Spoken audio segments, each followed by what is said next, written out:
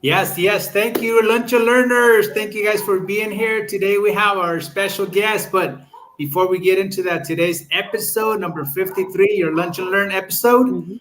And today's date is July 5th, 2023. The only July 5th, 2023 you're ever going to have in your life. So make the most of it. But yes, like I was saying, today we have a special guest with us, Fulufulo from South Africa. You know, I thank you for being here with us. And you know what I love about Fulufulo is like he does a lot of contribution, not just with us here in the group, but also on the Facebook group. So thank you for all your contribution, Fulufulo, and welcome to our 7 levels of awareness. So Fulufulo, would you like Thank you, thank you. before we dive into today's topic, Sorry, I didn't get you there. would you like to say something before we dive into today's topic? Uh, yeah, I would just love to say thank you so much for giving me this opportunity to be here studying with you and growing as we are here to grow. We are here to conceive, believe, and achieve. And I'm so super grateful to be here. Beautiful. Beautiful. Well, thank you for that, follow. And this is just to show you guys that we're doing this thing on a global level. This is not just in the United States, Mexico, but now we have somebody here from South Africa, so you guys can see that it's a global thing. Go ahead, Bruce. Okay, Fulu, just curious, is the barking and the children speaking, is that in your microphone? And if it is, could you please mute it for when you're not talking, and then remember to energize, what do you say, to activate your microphone when you want to share. Return. Okay, thank you. Thank you. Yes, guys. So today, since we didn't do a class yesterday, because yesterday was 4th of July, well, today, like we said, is July 5th.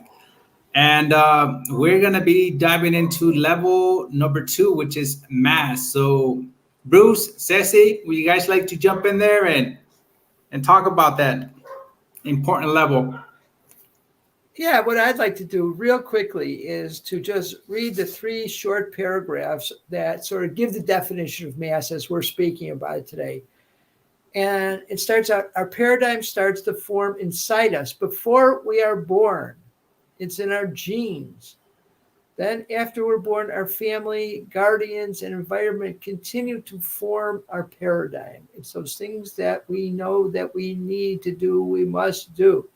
When children are old enough to go out and play with their friends, we encourage them to get along with and be like the rest of the kids. In other words, we're all programmed as children to follow the masses. Last paragraph. At this level of awareness, we know we follow the crowd rather than doing our own thinking. Our objective is to conform, to blend in with the crowd. That's the whole little explanation of mass. Coach Cecilia, would you like to further talk about mass? Oh, yes, I have a perfect example. I'm a retired school teacher, and in 2 different countries. In my country, Colombia, country of origin, and here in the United States, I've been working in the system for about 25 years in the Chicago, especially in the area of Chicago. And I learned that, wherever we go, we are need to follow a crowd, or we believe that we have to follow a crowd to conform and to be in those groups. And then when a human beings, we try to do that to be liked. When we start thinking about it, we want to be liked, we want to be accepted in a group, and we follow that. And then I saw the gangs in my groups, in my school, when people start looking for to identify the names and start joining gangs. So they cannot, because their parents don't have the time to take care of those kids. So they were joining those gangs to have to, not because they wanted, because they didn't know what was the ideal of those, but they were looking to be recognized and for somebody. And guess who was available for them? The partner, the classmates were available. They have the time and to listen to those students. We as teachers, we didn't have the time, so they found the conformity and the relaxation, the recognition in those gangs. So that's what I think but they were not thinking that those gangs, destroying the cities or destroying the humankind, they didn't know that. They were not conscious. They're not conscious about that. They just want to fit in society, and it happens in the school. Perfect example with my students that I have from first to eighth grade, and then in college. Even in college, we go through that. So masses are way of identify ourselves, and we don't have to do that. So we go in groups to feel accepted, because all the time we say that we have to follow strictly some rules, and then we're gonna go there for conformity, for being accepted, for being liked, especially we like to be liked for people and being acknowledged. So that's what we do that. Thank you. So thanks, Coach Cecilia. I would like to bring up a specific one from my fourth grade experience growing up. This was at gym class. I was actually talking with the teacher, and it was a game of bombardment where each time somebody is hit with the ball, it doesn't catch it, they're out. And the whole idea is that the team that has every other player out, they win. So it was getting near the end of gym class. I'm talking with the coach, who I really love, great guy. And all of a sudden, we on my side only have one player left, and there was a big shouting going up from the other side. And then the coach looked up, and he says, "What's going on?" And they said, "Well, the other player got hit. He's out." And he goes, "Okay, blew the whistle, game's over." And I was like, "You were talking to me. You were looking at me. How could you say game is over? 9 years old, it's about right, wrong, good, bad, follow the rules." And he says, "You know what? It was the end of the period anyhow, so let's just call it." And I was upset. And one of my friends calls to me, and we're walking along back to our class. And he says, "That was wrong, Coach. We should go get him fired." Well, I didn't know what fired was, but the two of us went to the principal's office, and we met with the principal. And we told her what was happening. And we said, "We want Coach fired." And she called Coach down from the next period. I guess he had a break, and he was there. And she, in front of him, said, "Okay, you both have to sit out of gym class until you're going to apologize to Coach." Now, my friend who brought up the issue first, he said, "Oh, Coach, I'm so sorry." And me, I was into, no, it was wrong. It was wrong. I hadn't thought of it, but my friend brought it up. It's like, okay, it was wrong. So the principal said, "Okay, Bruce, you are sitting out of gym class until you can apologize to Coach." So 2 weeks go by. I'm sitting out of gym class every day, and I love gym. And I talked with my mother, and I said, "I don't know what to do." She says, "Bruce, consider apologizing under protest. Then you make your apology, but you're protesting because you had something valid." I was like, okay. So I did. And the coach came to the principal's office. I apologized under protest. I didn't protest that vigorously. And the two of us, the coach and I, were walking back down the hall afterwards. And I said, "Coach, I didn't know what being fired meant." He said, "Bruce, I'm sure you didn't. And I really didn't want you to have to sit out of gym. That was the principal's choice. I'm happy to have you back in gym." So the whole thing about learning, I was going along with a suggestion from a friend of mine. I thought it made sense. And then I got some additional coaching from my mother, who was a little bit older, a little bit wiser. And I found out how to apologize, quote, under protest, and then to accomplish my goal of being back in gym class. So I think what we're doing is working our way up the pyramid, so with some good coaching, you can work your way effectively up the pyramid. Okay, I'm done. Coach Juan, anything you want to share? Let's see. Let's talk to Mr. Fulufalo. What comes to mind, Fulufalo, when we're talking about this level of awareness? What I can say is it's very strange, and it's amazing also at the same time, learning this kind of information. And very strange to find out that a lot of people don't get to realize there is this kind of things.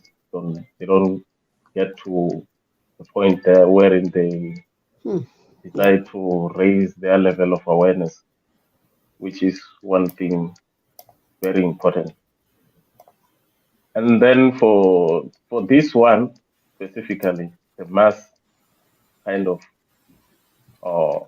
way of living, following the crowd, to conform with the crowd, to blend in with the crowd without realizing that there is something great within us, there is something out there waiting for us. And it's sad that we don't realize that. Thank you. Thank you for that. What comes to mind, there's a lot of people that are still following the crowds. I grew up in the environment, and Ceci brought up gangs, and I still know gangbangers that they still following the crowds. They're 50, 60, 70 years old, still in that environment. Their mindset is still, and there's no change for them. But everybody has the opportunity to change their lives. If you don't become aware that you can change your life, or there's something out there better for you, you're always gonna follow the masses. Because as long as somebody's controlling your circumstances, if you're allowed the circumstances to dictate what kind of lifestyle you're gonna have, you're never gonna be free. You're never gonna live the way that you were meant to live. So we have to be very, very mindful. Who is it that we're following? And maybe we've been following certain crowd for so many years in our life, but maybe it's time for you to kind of like stop and take a look at your life and see where is it that you're headed. And is it where you want to be in that environment that you want to be in, or maybe there's something inside of you that's telling you that you can always do something, that you can have there's something else for you. And I'm talking to you guys from experience, because I grew up in gangs. I grew up in a bad environment, and that's because I follow the crowd, and that led me to different things in my life. But I always knew that there was something more in my life, that I could become more and I can do more with my life. And it wasn't until I got out of that crowd and started following a different crowd that it made all the difference for me. So there's a bright future for everybody out there. What had you look for a different crowd to follow? It's like Bob says, that we're all spiritual beings. I think it was the spirit inside of me, the infinite intelligence that I like to call it. That's what it was calling me out of, like the true essence of who we are. That was calling me. Beautiful. So back. I'm impressed by you. When did you first notice that calling? What was the first moment that you could remember? I think the first moment, at this moment in my life, this was back in October 2009. I was like in gangs and drug activity, like to as high as to the maximum. And I remember that at the moment I was like, this is not working out for me. Like the drugs were not doing what they were supposed to be doing for me at that moment anymore. So at the moment I knew I needed a change in my life. And that's when I decided to try it and look for something different. And that's when the change began in me. And there's a bigger story that comes with 2009, but we'll leave that for another day. But in 2009, you know what, like after being in drug activity, those drugs were not doing for me what they were doing for me at the beginning. So I think that was my first calling. I truly believe that was my first calling. Beautiful. Thank you for your authenticity. Thank you for your vulnerability, Coach Juan. And thank you for your leadership too. You're welcome. So anybody else wants to share anything? We have about a minute left, guys. So I'm just profoundly moved. Go ahead, Coach Ceci. Wrap it up for us. Go ahead. No, you please. Okay, I would say that, it's a moment for us just now to review our lives. It's a moment of reflections. What kind of direction I'm going? Who I am following? What is what I'm doing in my life? In this moment, it's always a moment to reflect and see that if it's what you're looking for in life, and it's when group you belong, it's a mastermind that brings you happiness, love, and safety for humanity. I invite you to keep on going. And if not, just take a different direction. And we have moments in our lives when we need to make decisions, and you open and you're free to do it. So make your life the best you can, following your faith, and following your belief in making always peace in humanity and be a contributor for a better humankind. Wow, Thank what you. a great summation. Thank you, Coach Cecilia. Thank you for Coach Juan. Thank you for Lufalo. And thank you, viewers, for joining us. And tomorrow, yes, tomorrow, we will have another episode, episode 54, where we'll delve into the level of aspiration. Yes, thank you. Okay. Guys. Thank you.